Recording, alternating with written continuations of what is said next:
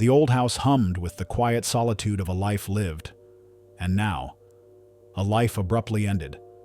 Dust motes danced in the sparse sunlight that pierced the grimy attic window, illuminating forgotten relics of a bygone era.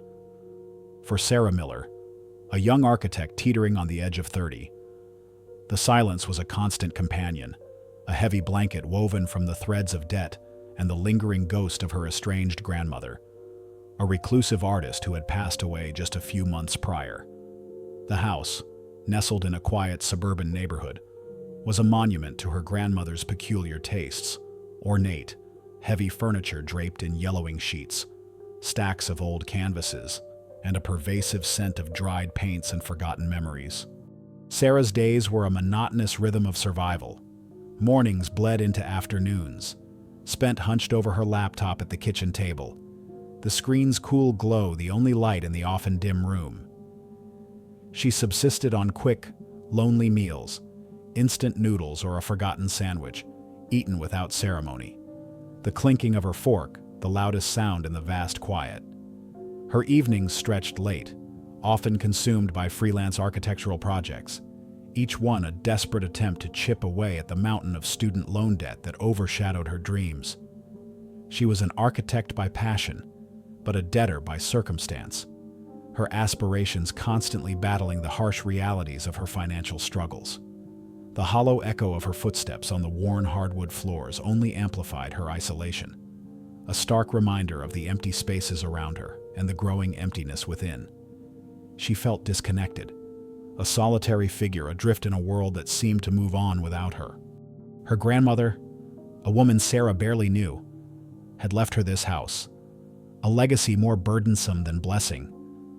It was a place steeped in mystery and unspoken narratives, reflecting the artist's enigmatic personality. Sarah remembered snippets of visits as a child, her grandmother's piercing blue eyes, the way she would get lost in her painting, almost oblivious to the world outside. There were whispers in the family, hushed tones about eccentricities and peculiar hobbies. But Sarah had never truly understood their depth until now, living amidst the remnants of a life that felt both alien and strangely familiar.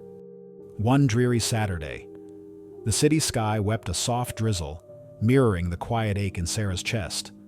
The loneliness, usually a dull throb, felt sharper today. Instead of burying herself in work, a desperate urge for connection pulled her towards the local animal shelter.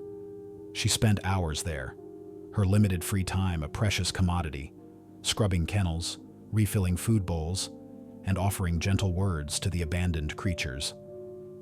It was a small act of compassion, a way to mend the frayed edges of her own solitude. Among the cacophony of barks and whines, one particular set of eyes caught her attention. It belonged to a scruffy, three-legged beagle mix. He was a survivor, rescued from a roadside ditch, his third leg lost to an unknown accident. He sat quietly at the back of his kennel, observing the chaos with a soulful intelligence that belied his rough exterior. His name, she learned, was Buster.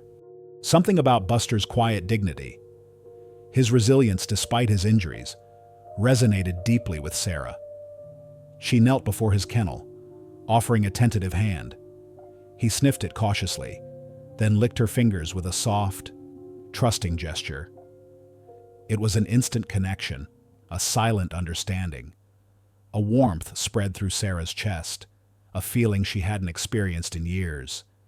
In that moment, surrounded by the plaintive cries of other forgotten souls, Sarah knew she had to take him home. It was a spontaneous decision, perhaps foolish given her financial constraints, but it felt profoundly right. It was her save the cat moment, an act of pure, selfless compassion that cemented her inherent goodness and allowed the reader to instantly root for her. Bringing Buster home changed the oppressive silence of the house. His presence filled the empty spaces with soft snores, the tap-tap of his remaining 3 paws on the hardwood, and the occasional contented sigh. He quickly formed an intense, almost protective bond with Sarah. He followed her from room to room, a furry shadow, always there, a quiet sentinel against the encroaching loneliness. He wasn't just a pet, he was a lifeline. A furry confidant who listened without judgment and offered unconditional affection. For the first time in a long while, Sarah didn't feel entirely alone. A few weeks after Buster's arrival, Sarah decided to tackle the attic. It was a cavernous space, a veritable museum of her grandmother's life, filled with forgotten canvases, antique furniture shrouded in white sheets, and boxes overflowing with yellowed letters and sketches. As she sifted through the dusty relics, her gaze fell upon a large, ornate antique mirror leaning against a far wall. It was a beautiful piece, its wooden frame intricately carved with swirling patterns and delicate floral motifs. Its size made it an imposing presence, even in the spacious attic. Curiosity piqued. Sarah dragged it out, grunting with the effort. The mirror was oddly heavy, far heavier than its size suggested, as if solid wood encased something within.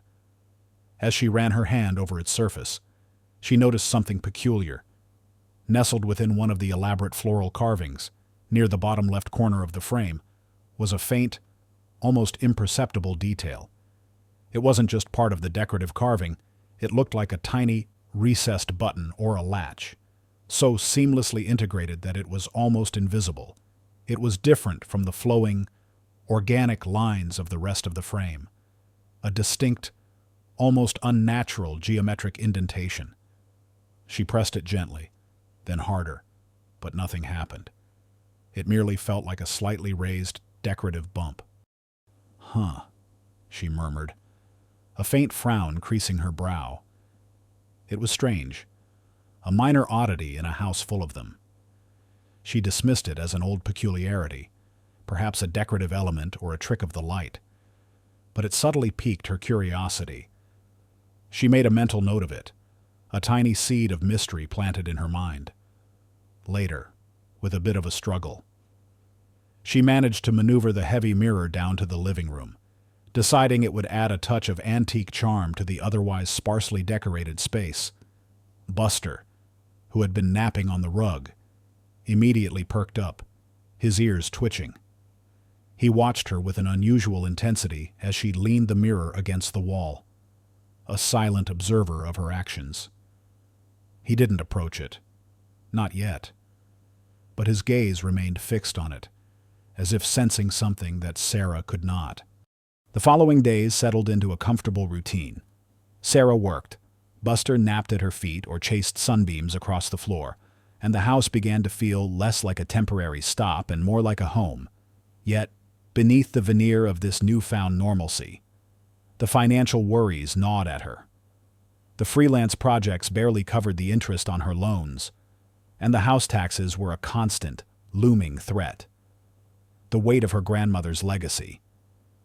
Both the physical house and the unseen burden of its upkeep pressed down on her, whispering doubts about her ability to hold on. She was a woman of logic and order, an architect who dealt in blueprints and calculations. And this emotional, unpredictable chaos was slowly eroding her resolve. One evening, as Sarah was sketching a new design, lost in the intricate lines of a theoretical structure, a strange noise pulled her from her focus. It was a persistent, soft thudding, accompanied by a low, insistent whine. She looked up. It was Buster. He was standing in front of the antique mirror, his head cocked, his tail giving small, agitated thumps against the floor. His front left paw, the one that remained, was pawing gently at the mirror's surface. Not at his reflection, but specifically at the ornate wooden frame, near the bottom left corner, precisely where Sarah had noticed the peculiar carving. "Buster, what are you doing?" "Silly boy." Sarah chuckled, thinking he was just playing with his reflection. She tried to coax him away. "Come on, come here. Buster, let's play." But Buster ignored her. He continued to paw, his whines growing louder, more insistent. His tail began to thump with a frantic urgency, a rhythmic drum against the floor. He seemed utterly oblivious to his own reflection, his gaze fixed on the frame, his nose occasionally nudging the wood. It wasn't playful. It was a focused, almost desperate action. Sarah's brow furrowed. She had never seen him act like this. He was usually so calm, so easygoing. She walked over and gently pulled him away. "Come on, boy. It's just a mirror." Buster resisted, letting out a frustrated bark, then immediately scrambled back to the mirror, resuming his insistent pawing, his whines escalating into a low, mournful growl. He pushed his nose against the wood, then looked back at Sarah, his intelligent eyes wide with an unspoken plea. Sarah sighed, a hint of annoyance creeping in. "Buster, stop it. You're going to scratch the frame." She tried to distract him with a toy, then with a treat, but he remained fixated on the mirror, utterly uninterested in anything else. His persistence was unwavering, a small, furry enigma in her carefully ordered life. The gentle thudding of his paw against the wood, the low, guttural whines, became a new, unsettling rhythm in the quiet house. It was a tiny crack in the quiet before the storm, a subtle shift that hinted at something deeper, something waiting to be revealed. Days bled into a week, and Buster's peculiar obsession with the antique mirror showed no signs of abating. In fact, it intensified. What began as gentle pawing escalated into insistent scratches against the ornate wooden frame, accompanied by a chorus of agitated whines and sharp, piercing barks. His tail, usually a cheerful blur, now thumped against the floor with a frantic rhythm, a constant, irritating reminder of his fixation. Sarah tried everything to distract him. She bought him new toys, offered his favorite treats, even took him on longer walks than usual, hoping to tire him out. Nothing worked. The moment they were back in the living room, his intelligent, soulful eyes would lock onto the mirror, and the ritual would begin anew. Sarah's initial amusement had long since worn thin, replaced by a growing sense of frustration and, ultimately, genuine concern. She found herself watching Buster, trying to decipher the meaning behind his relentless actions. He wasn't playing with his reflection, he was ignoring it entirely, his focus unwavering on that specific spot near the bottom left corner of the frame, where the faint floral carving seemed almost to conceal something. He'd nudge it with his nose, then scratch with his paw, then look back at Sarah with an intensity that seemed to scream, "Look, can't you see it? It's right there." She'd scold him gently. "Buster, stop it. You're going to ruin the mirror." But the words felt hollow even to her own ears. It wasn't about the mirror anymore. It was about Buster's agitation, his distress. It was uncharacteristic, unsettling. The dog, usually so placid and loving, was driven by some unseen force, a knowledge that eluded her. Sarah began to feel a creeping unease, a sense that there was something profoundly wrong, something hidden, and Buster, in his canine wisdom, was desperately trying to tell her. As Buster's strange obsession grew, so did the weight of Sarah's financial burdens. The small checks from her freelance architectural work barely covered her living expenses, let alone the accumulating property taxes and mortgage arrears on her grandmother's old house. She spent late nights poring over bills, her fingers tracing numbers that seemed to multiply relentlessly, each digit a stark reminder of her precarious situation. The house, her last tangible link to family, felt less like a sanctuary and more like an anchor dragging her down. She loved the potential it held, the echoes of her grandmother's artistic spirit, but its upkeep was slowly suffocating her. Then, one Tuesday morning, the final blow landed. A thick, official-looking envelope arrived in the mail, its contents chilling her to the bone. It was a formal notice from the bank impending foreclosure. The arrears had reached a critical point, and if the outstanding balance wasn't paid within 30 days, the house would be put up for auction. 30 days. A mere month stood between her and homelessness. The world spun. Her breath hitched. The house, her refuge, her dreams. Everything she had painstakingly tried to build was about to be snatched away. This was the point of no return. There was no escaping this problem. She had to find a solution, and quickly. As Sarah sat at her kitchen table, the foreclosure notice clutched in her trembling hand, the weight of despair pressing down on her. Buster's persistent pawing at the mirror escalated to a fever pitch. He wasn't just pawing anymore. He was desperately scratching at the frame, his barks no longer a series of urgent pleas, but a frantic, almost guttural cry. He seemed to sense her distress, his own agitation mirroring her inner turmoil. His single front paw scraped against the wood, a relentless, grating sound in the otherwise silent house. "Buster, please," Sarah sobbed, covering her face with her hands. "Not now, boy. I can't." But he wouldn't stop. He barked, louder and louder, then let out a sharp yelp, as if in pain. He nudged her hand, his head pressing against her, then turned back to the mirror, scratching harder. It was a synchronicity so profound, so jarring, that it finally broke through Sarah's despair. The dog's relentless, uncharacteristic behavior, directly coinciding with her deepest crisis, could no longer be dismissed as a mere pet's whim. A profound internal conflict raged within her.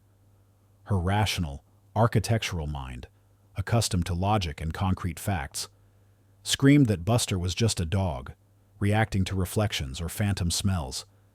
It was ridiculous to think otherwise. But another part of her, a nascent, intuitive spark that she rarely acknowledged, began to stir. It was the same intuition that sometimes allowed her to visualize complex structures in her mind, to see possibilities where others saw only walls. Buster's desperate urgency, his unwavering focus on that specific spot, felt too deliberate, too knowing. It was as if he knew something vital, and he was trying with every fiber of his being to communicate it. What if there was something to it? What if this strange obsession held a clue, a secret, that could somehow save her? The thought, fleeting and irrational, offered a glimmer of hope in the overwhelming darkness. It was a gamble, a plunge into the unknown. But what other choice did she have? The bank's deadline loomed, an unforgiving countdown.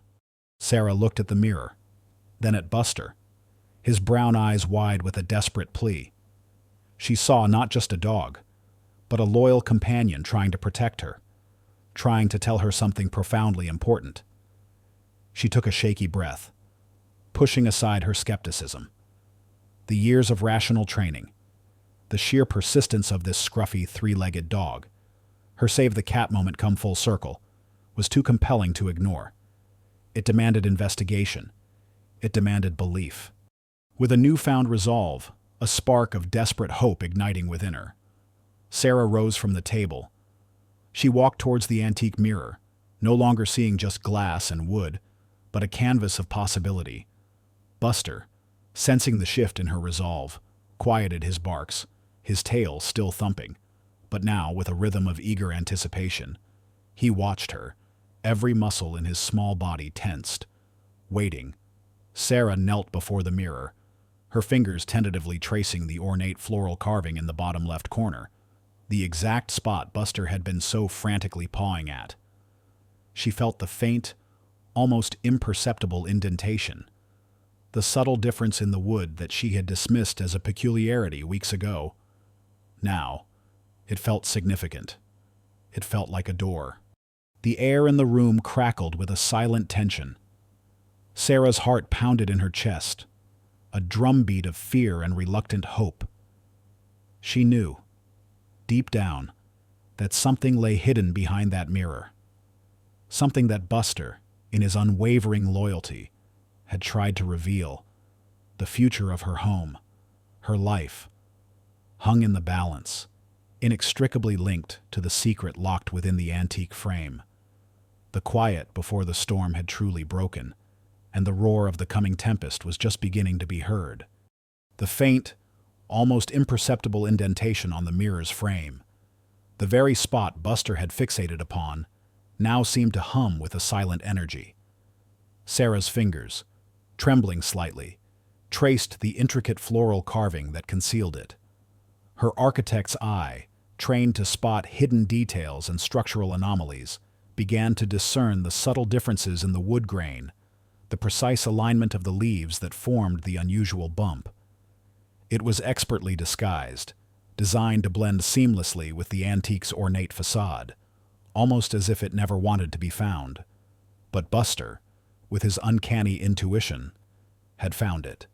Driven by a desperate hope that warred with her inherent skepticism, Sarah pressed down on the suspicious spot. She pushed harder, then softer, varying the angle, trying to coax whatever hidden mechanism lay beneath. Nothing. Just the solid, unyielding wood. Frustration gnawed at her, a bitter taste in her mouth. Had she been fooled by her own desperation, by Buster's animal whims? Buster, sensing her growing frustration, whined impatiently. He nudged her hand again, then let out a sharp, quick bark, his nose pointing directly at the floral carving. His agitation was a tangible force, urging her on. Sarah looked at him, then back at the mirror. His gaze was so unwavering, so certain. She remembered her grandmother's love for puzzles, for intricate designs. What if it wasn't just a button? She ran her fingers over the carving again, more slowly, more deliberately. Her thumb brushed against a tiny, almost invisible seam, perfectly camouflaged within a vine motif. It wasn't a button, she realized, but a tiny, almost invisible latch or button that required a precise pressure or movement to activate. It was a clever, intricate design, a testament to a meticulous mind. With renewed focus, she applied pressure, twisting slightly. There was a soft, almost inaudible click that echoed in the quiet room, a sound so delicate it might have been missed if not for the profound silence and Sarah's heightened senses. Her heart leaped. Buster let out a joyous bark, his tail thumping a frantic rhythm against the floor. Sarah gasped, her eyes widening.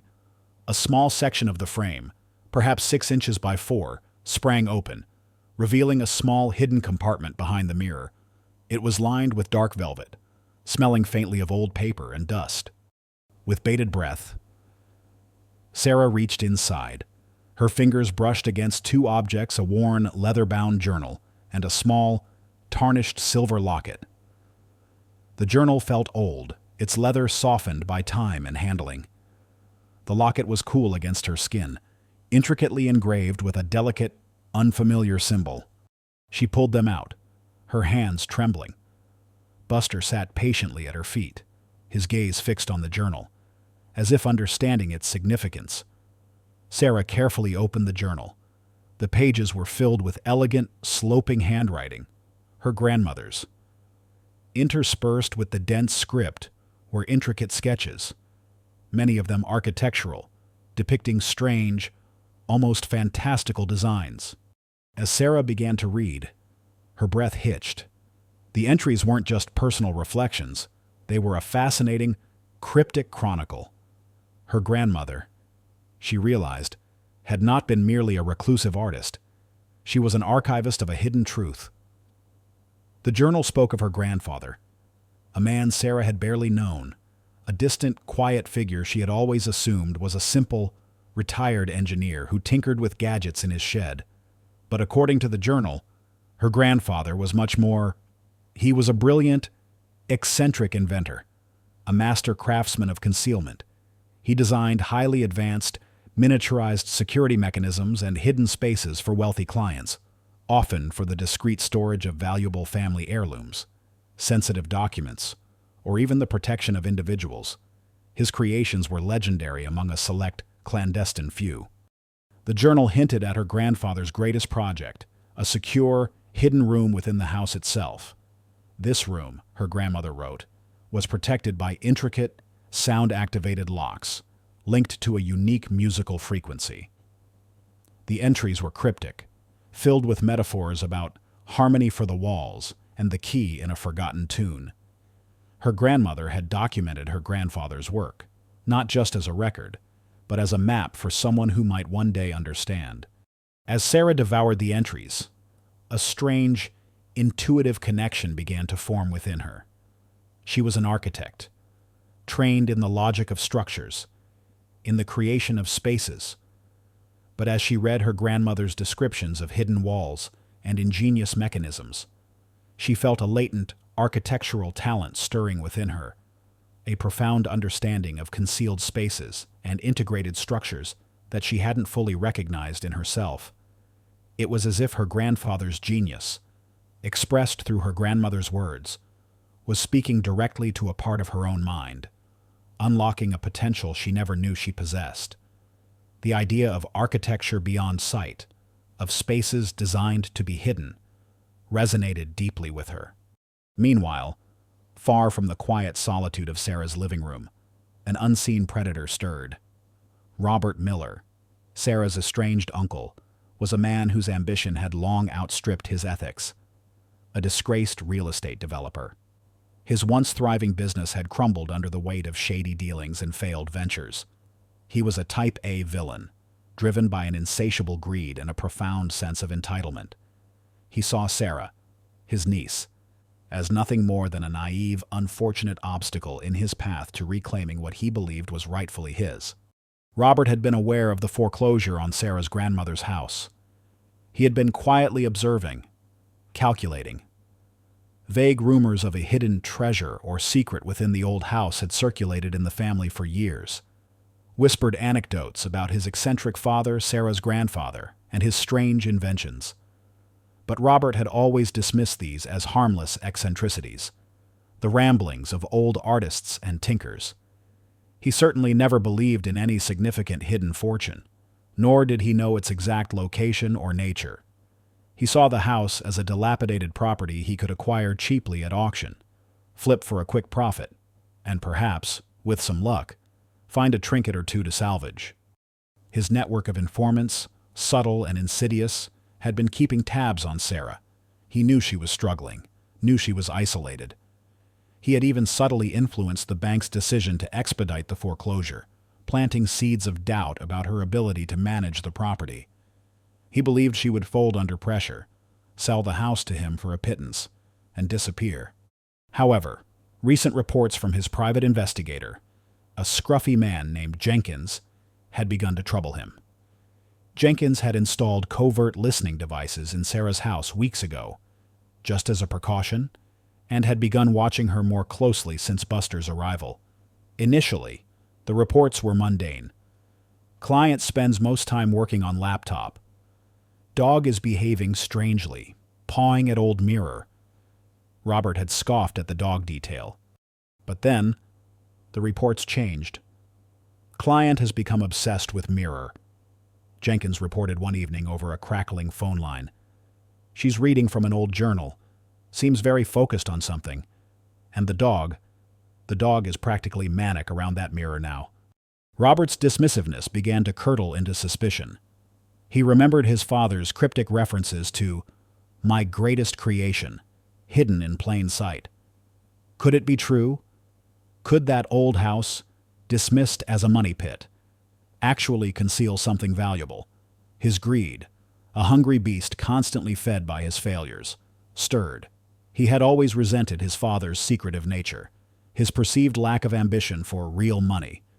If there was indeed a treasure, a hidden legacy, he felt it belonged to him, the successful son, not to his artist mother or his struggling niece. "Keep a closer eye on her, Jenkins," Robert commanded, his voice tight with a newfound predatory focus. "Every move, especially anything to do with that mirror, and I want those audio feeds analyzed, every murmur, every sound." He began to suspect that Sarah, through sheer naive luck, was closer to uncovering the secret than he, with all his money and influence, ever had been. The thought infuriated him. He had dismissed her, underestimated her. Now, she was a threat, an unexpected rival in the race for a hidden prize. His initial dismissal had morphed into a dangerous, obsessive intent. He would not let her keep what he believed was his. The game had begun, and Robert Miller was determined to win. The cold, stark reality of the foreclosure notice was a constant, gnawing presence. Just 3 days. 3 days to unravel a generations-old mystery, to decode the cryptic musings of her grandmother's journal, and to find whatever hidden secret lay within the walls of this house. The countdown echoed in Sarah's mind, a relentless ticking clock pushing her towards an impossible deadline. If she failed, she would lose everything: her home, her last connection to her family, and the fragile hope she had just begun to embrace. The weight of impending homelessness pressed down on her, a chilling reminder of her vulnerability. Sarah, now completely consumed by the journal, meticulously pored over its pages. Her architectural training, once a source of abstract concepts, now became her most vital tool. The entries were a labyrinth of personal anecdotes interwoven with precise, yet perplexing, sketches of the house's blueprints. Overlaid on these drawings were musical notations and strange, almost alchemical symbols. Her grandmother's handwriting, usually so elegant, became a frantic scribble in certain sections, hinting at the urgency with which these secrets were recorded. "Harmony for the walls," she murmured, tracing a series of notes that seemed to correspond to a specific section of the basement blueprint. "The key in a forgotten tune." These phrases, once poetic, now felt like direct instructions, baffling in their obscurity. Buster, sensing her intense focus, became her constant, agitated companion. He paced restlessly around her, his whines no longer expressing general anxiety, but a focused, urgent plea. He would often stop at specific walls, particularly in the living room and the main hallway, sniffing and pawing intently, as if sensing the hidden spaces her grandmother had alluded to. Sometimes, he'd let out a sharp bark, then look at Sarah, then back at a wall, clearly trying to guide her. It was as if his very being vibrated with the presence of what lay hidden.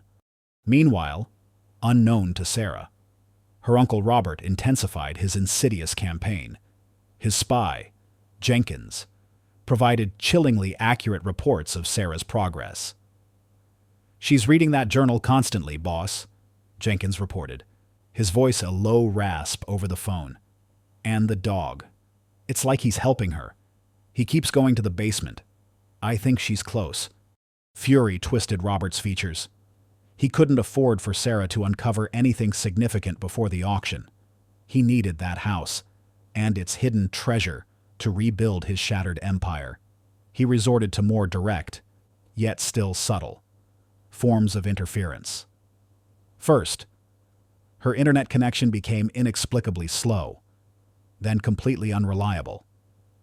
Her access to online architectural databases, crucial for researching old house designs, historical property records, and obscure security systems, was suddenly cut off, with technical support offering only vague excuses about system errors. This made it harder for her to cross-reference her grandmother's cryptic notes with established architectural principles or historical designs. Then came the messages, anonymous emails, then actual letters, urging her to give up the house now to avoid further financial ruin. "The smart thing to do is sell before the bank takes everything," one message read, planting seeds of doubt in her mind. They were clearly designed to increase her stress, to make her question her own sanity, to push her towards surrender. Robert wanted her broken, ready to give up. He chuckled darkly.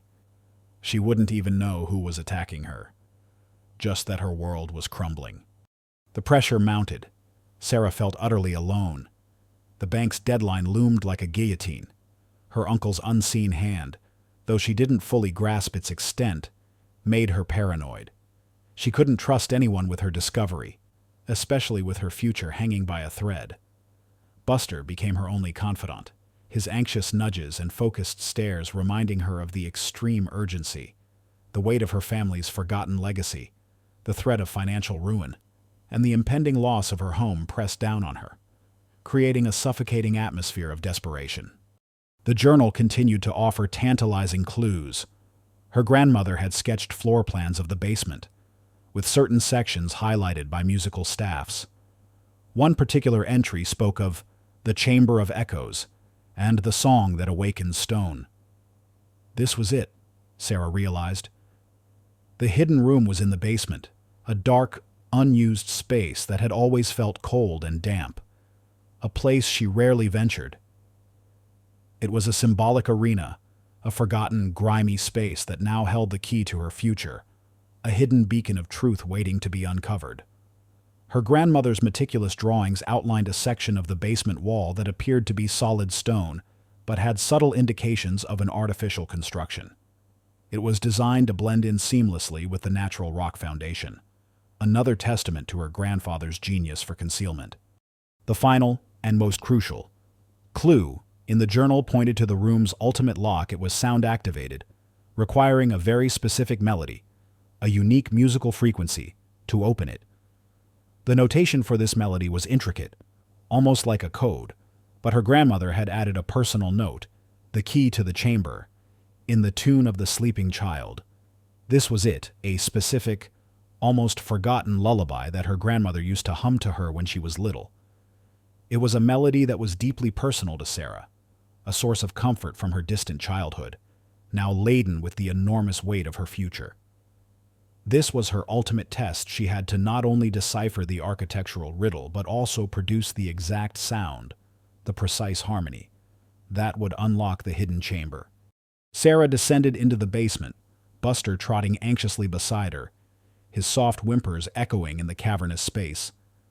The air was cold, thick with the scent of damp earth and disuse. Cobwebs clung to the low ceiling, and dust motes danced in the single shaft of light filtering through a high, grimy window. It was a daunting task. She spent hours meticulously examining every inch of the stone walls, tapping, listening, comparing her findings to the journal's sketches. Buster would occasionally bark, then plant himself firmly before a specific section of the wall, pawing at it with renewed vigor. "Is this it, boy?" Sarah whispered, her voice hoarse from exhaustion. She ran her hands over the rough stone, searching for any seam, any hint of a hidden door. The journal had mentioned an invisible seam, a mastery of disguise. She found it a faint, almost imperceptible line, cleverly disguised by the natural undulations of the stone, running vertically up the wall. It was too perfect, too precise to be natural. This was the door. She tried pushing, pulling, twisting, but the seam remained stubbornly closed. It was a sound-activated mechanism. She remembered. She closed her eyes, trying to recall the lullaby, the exact melody her grandmother used to hum. It came to her, a faint tune from a distant memory. She began to hum it, softly at first, then a little louder, her voice echoing strangely in the basement. Buster tilted his head, listening intently, but the wall remained unyielding. Nothing. Despair, cold and insidious, began to creep in. The deadline was tomorrow. She was so close, yet so far. What if she had misinterpreted the journal? What if her grandmother's words were just poetic ramblings? The magnitude of her task, her utter isolation, and the relentless pressure of time threatened to overwhelm her. She sank to the cold concrete floor, burying her face in her hands. The house, her dreams, everything was slipping away. Buster, sensing her despair, nuzzled her hand, then nudged her with his head, his soft whines a silent plea to keep going. He knew. He always knew. The air in the basement was thick with a palpable tension, a silent countdown to the final hour. Outside, the last vestiges of twilight faded, painting the sky in shades of bruised purple and deep indigo. The bank's deadline loomed just hours away. Sarah, hunched before the unyielding stone wall, felt the heavy weight of defeat pressing down on her. Her voice, hoarse from repeated attempts to hum the forgotten lullaby, cracked with despair. Buster, usually a relentless ball of energy, sat beside her, his small body tense, letting out soft, frustrated whimpers. He dug frantically at the spot, his nails scraping uselessly against the rough stone, his desperation mirroring her own. "It's no use, Buster," Sarah whispered, tears blurring her vision. "I can't remember it. I'm going to lose everything." The hidden seam, a cruel taunt in the dim light, remained stubbornly closed. There was no handle, no obvious lock, just the intricate sound-activated mechanism that mocked her failing memory. Just as Sarah felt the last vestiges of hope drain from her voice faltering into a broken sob, Buster let out a sharp, distressed bark. It wasn't his usual frantic yelp. This was a piercing, almost urgent sound that cut through the despair. He then did something unexpected. He pushed his head forcefully against her hand, urging her on, his warm fur a sudden comfort against her cold skin. His brown eyes, wide and filled with a profound understanding, stared up at her, a silent plea to not give up. Suddenly, a vivid memory flashed in Sarah's mind, sharp and clear amidst the fog of her exhaustion. It wasn't the melody itself, but a detail, a small, almost imperceptible nuance her grandmother used to add.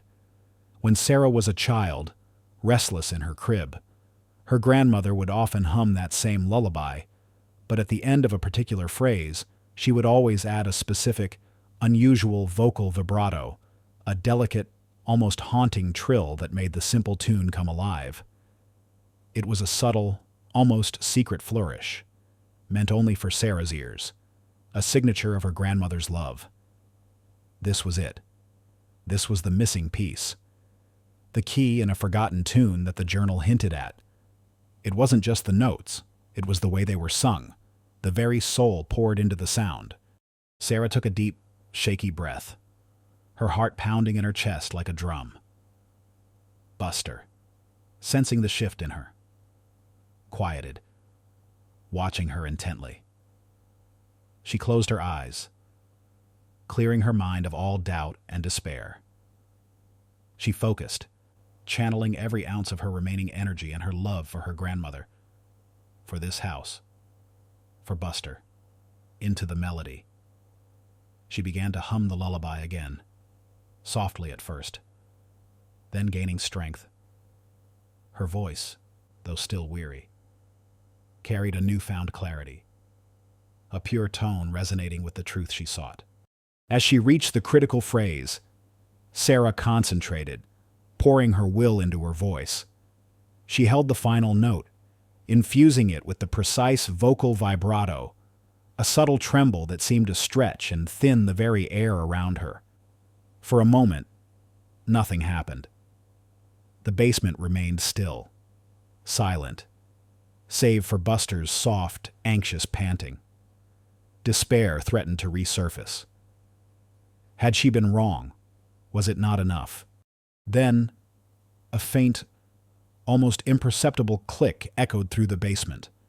It was a soft, mechanical sound, but in the oppressive silence, it resonated with the force of a thunderclap. Sarah's eyes snapped open.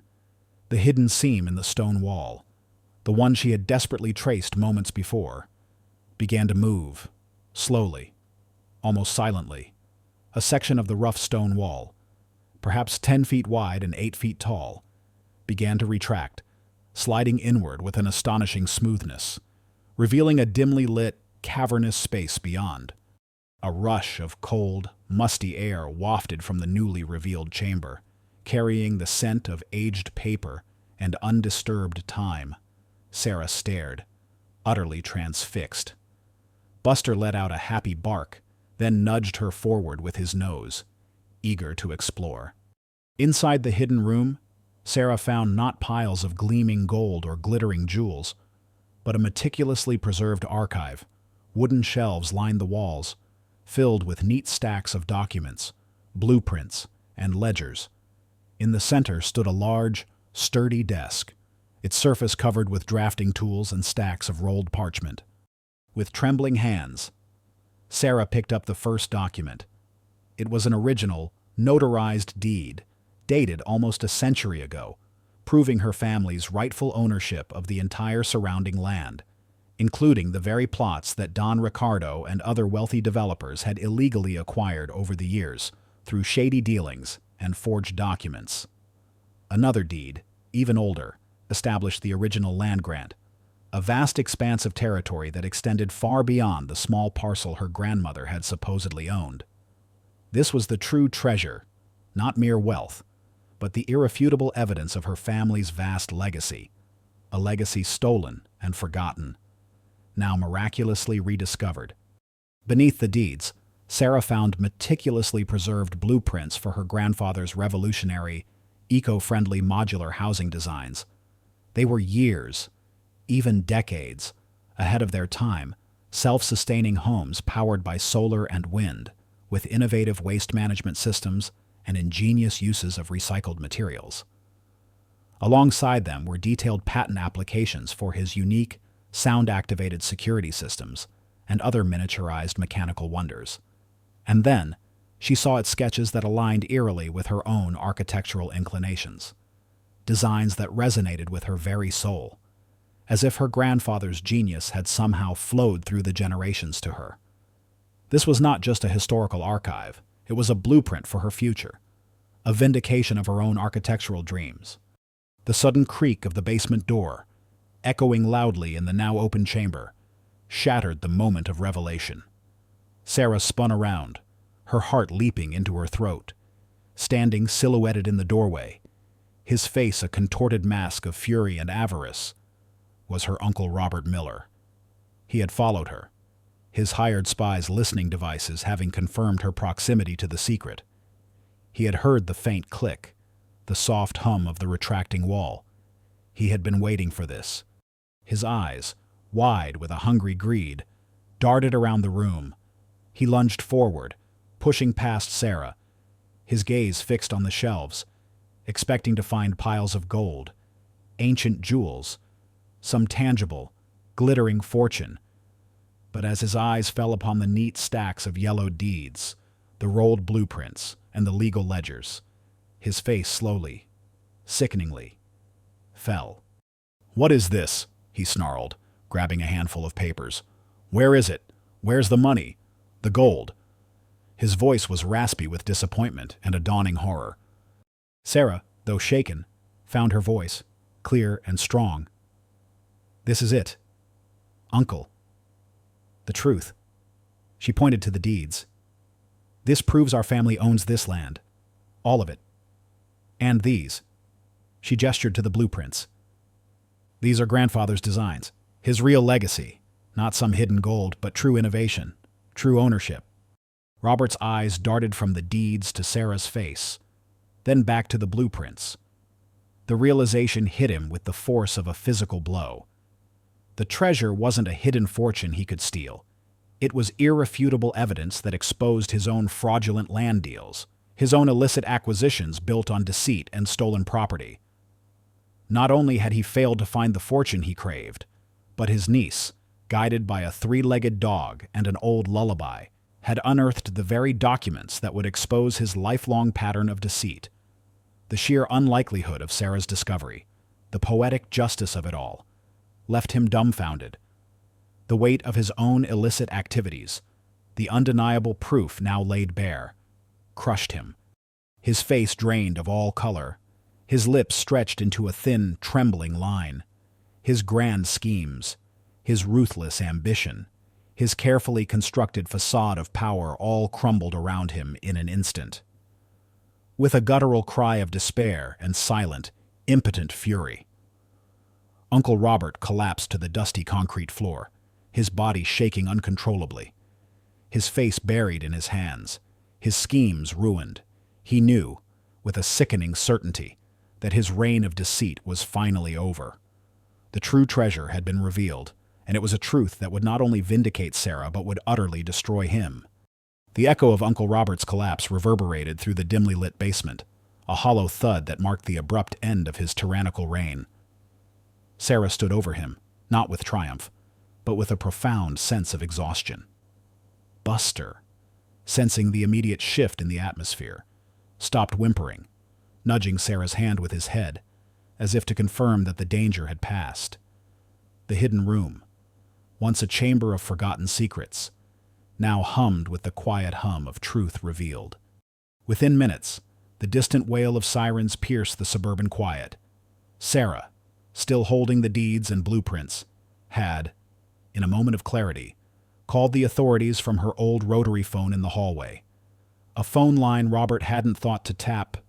Jenkins, Robert's spy, who had been lurking nervously outside, saw the police cars converge on the house and quickly fled, disappearing into the night, his own complicity too great to risk exposure. The sight of Uncle Robert, his face contorted in defeat, sprawled on the basement floor, was a grim spectacle for the arriving officers.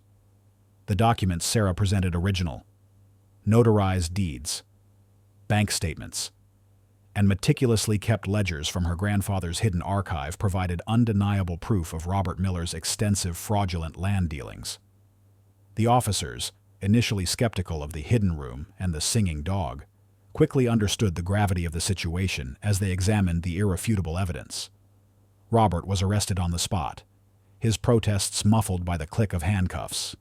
He was charged with multiple counts of fraud, perjury, and attempting to illegally seize property. The subsequent investigation into Robert's activities was swift and brutal.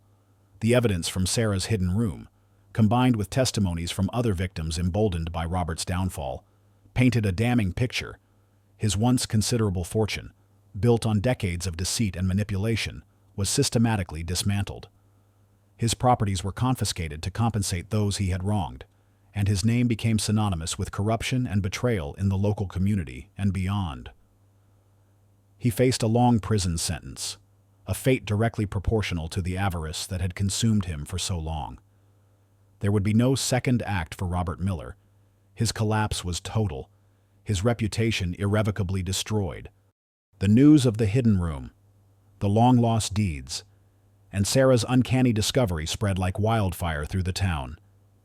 Neighbors, who had previously viewed Sarah with a mix of pity and polite distance due to her grandmother's eccentricity and her own financial struggles, now looked at her with a profound sense of awe and sincere regret.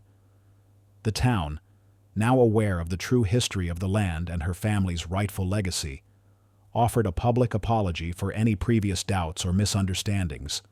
Mr. Henderson, the stern bank manager who had delivered the foreclosure notice, personally visited Sarah. His face, usually a mask of professional detachment, was etched with genuine embarrassment and remorse. "Ms. Miller," he began, clearing his throat, We were operating under false pretenses. The documents Mr. Miller provided seemed legitimate. We sincerely apologize for the distress this has caused. The foreclosure proceedings have been immediately halted, of course, and the bank is prepared to offer full compensation for the emotional distress and any financial hardship you've endured. He even offered to assist her with any legal processes moving forward, a stark contrast to his earlier unyielding stance. With her home secured and her financial burdens lifted, Sarah faced a new, exhilarating reality. The original deeds from her grandfather's archive revealed that her family rightfully owned much more land than she had ever known, vast plots that had been illegally seized by Robert and other developers over the years. This revelation alone was life-changing, providing her with substantial assets she could now reclaim. But the true revelation, the one that ignited her passion, lay in her grandfather's blueprints. The eco-friendly modular housing designs were revolutionary, visionary works of architecture years ahead of their time. They combined aesthetic beauty with groundbreaking sustainability, utilizing materials and energy systems that were just beginning to be explored in the modern world. Word of their existence, through her reclaimed land and new legal standing, quickly reached the architectural community. Sustainable development firms, always on the lookout for innovative solutions, approached Sarah with lucrative offers of significant investment and partnerships. These weren't just financial opportunities. They were a chance for Sarah to fulfill her deepest architectural dreams, to use her talent for a greater good, building not just homes but sustainable communities. Days turned into weeks, and Sarah immersed herself in sorting through the hidden room's contents. Buster remained her constant companion, often curled up at her feet, occasionally letting out a contented sigh as Sarah worked. One evening, after a particularly long day of cataloging deeds and sketching revisions to her grandfather's designs, Sarah found herself sitting on the floor of the now brightly lit hidden room. Buster lay sprawled beside her, his head resting on her lap as she gently scratched behind his ears. The air was warm, filled with the scent of old paper and the quiet hum of purpose. "You knew, didn't you, boy?" Sarah whispered, her voice thick with emotion, tears pricking her eyes. "You really knew." Buster, in response, nudged her hand with his wet nose, then let out a soft, satisfied whine, his tail thumping a slow, rhythmic beat against the wooden floor. His eyes, dark and intelligent, seemed to hold a world of knowing. He truly had been her guide, her silent guardian through the storm. Sarah leaned against the cool stone wall, reflecting on the astonishing journey she had embarked upon. Her grandmother, in her eccentric way, had not only protected their legacy, but had also laid a subtle path for Sarah to follow. The intricate locks, the cryptic journal, the hidden room, they weren't just security measures. They were a testament to a profound trust. Her grandmother had entrusted the truth, and her family's future, to Sarah, confident that her latent talent, her inherent goodness, and her compassionate heart, along with Buster's undeniable intuition, would eventually find it. The hidden room, once a symbol of forgotten secrets and suppressed potential, was now a beacon of hope, a testament to familial foresight, and the birthplace of a new, meaningful chapter in Sarah's life. The quiet calm had settled, a peace born of vindication and profound discovery.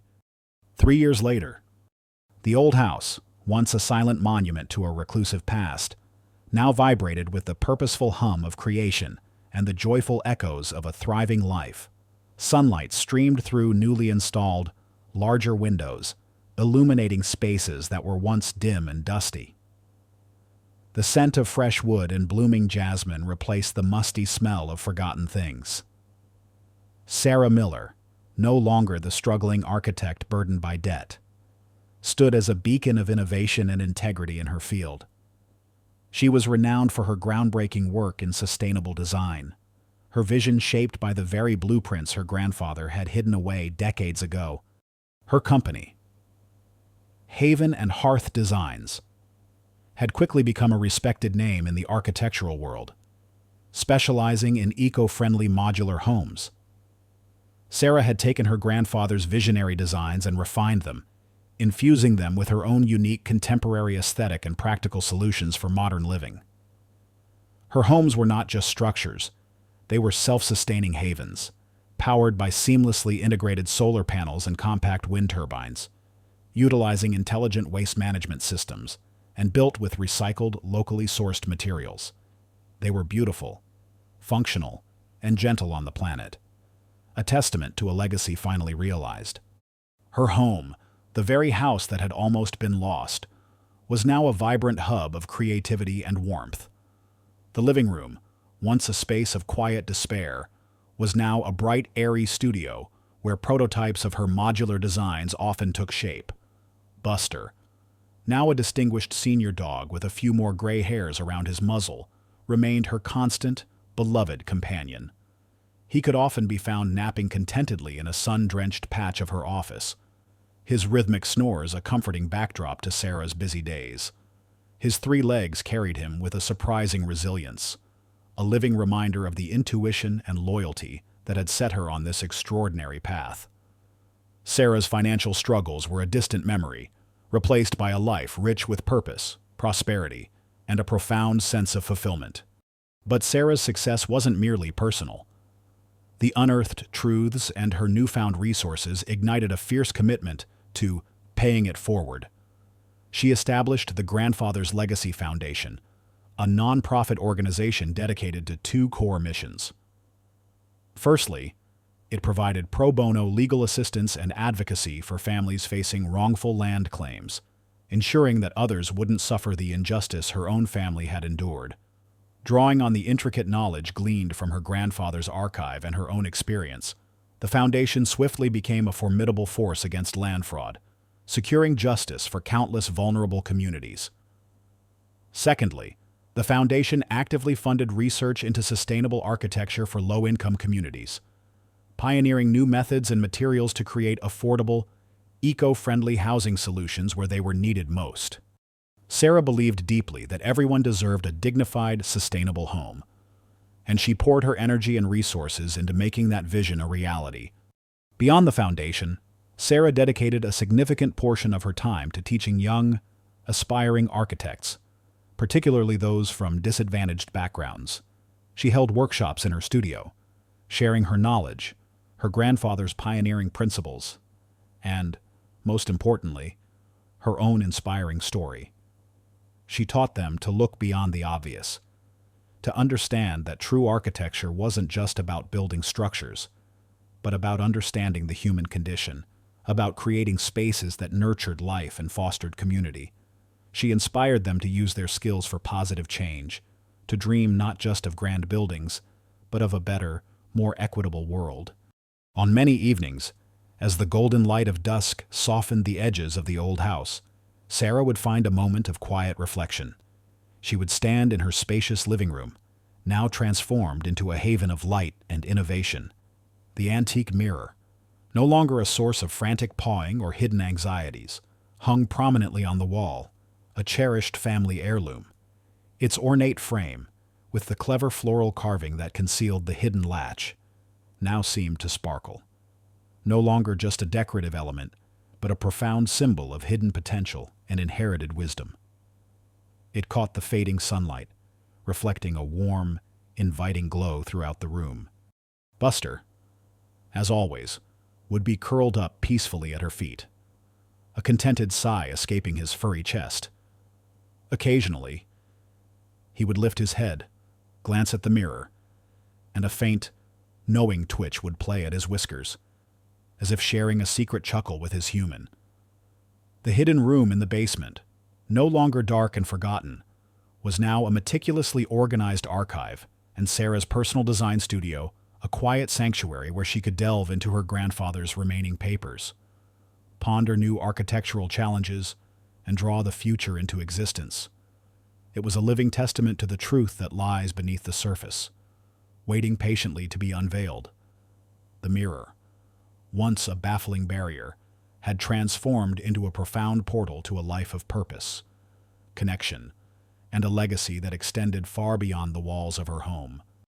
If this story stirred your heart, if it reminds you that courage can alter destinies and that light always finds a path even in the deepest darkness, please leave a comment.